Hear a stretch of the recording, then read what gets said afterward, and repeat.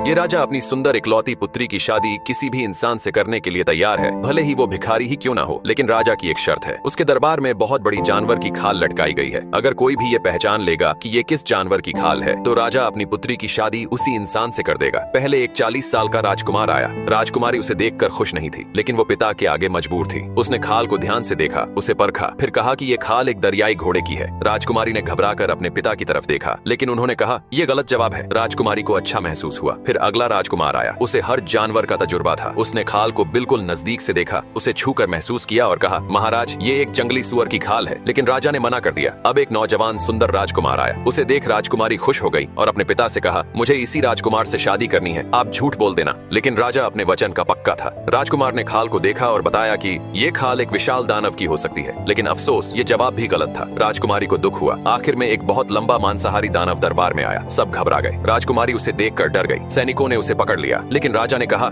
ये जवाब सबके लिए है, कोई भी दरबार में आकर जवाब दे सकता है। दानव को हर जानवर की नस नस पता थी, क्योंकि वो मांसाहारी था। दानव ने खाल को केवल सूंघा और बताया कि ये खाल फ्ली जानवर की है। राजकुमारी डर गई। उसने अपने पिता की तरफ देखा। राजा हैरान हो गया। उसे बहुत पछतावा हुआ। राजकुमारी रोती हुई वहां से भाग गई। दानव ने सही जवाब दिया था। राजा का एक जानवर था जिसे वो बचपन से पालता था। धीरे धीरे वो बड़ा हुआ, लेकिन एक दिन उसकी तबीयत खराब हुई और फ्ली जानवर मर गया। ये खाल उसी जानवर की थी। अगले दिन दानव राजकुमारी को लेने आया। वो बहुत डर रही थी, लेकिन मजबूर थी, क्योंकि दानव अब से उसका पति था। वो राजकुमारी को अपने घर ले जाने लगा। वो एक जंगल में रहता था, लेकिन राजकुमारी थक गई और नीचे गिर गई। दानव उसके पास गया, उसे उठाने लगा, लेकिन वो अब चल नहीं सकती थी, जिस वजह से दानव ने उसे अपने कंधे पर बैठने को कहा। दानव राजकुमारी को कंधे पर बैठाकर एक खड़े ऊंचे पहाड़ पर चढ़ रहा था, क्योंकि चट्टान के ऊपर ही दानव रहता था। राजकुमारी उसका घर देखकर घबरा गई। उसके घर में केवल हड्डियां ही बिखरी हुई थीं, क्योंकि वो मांसाहारी था। अब राजकुमारी की जिंदगी नर्क बन चुकी थी। वो बिल्कुल भी खुश नहीं थी।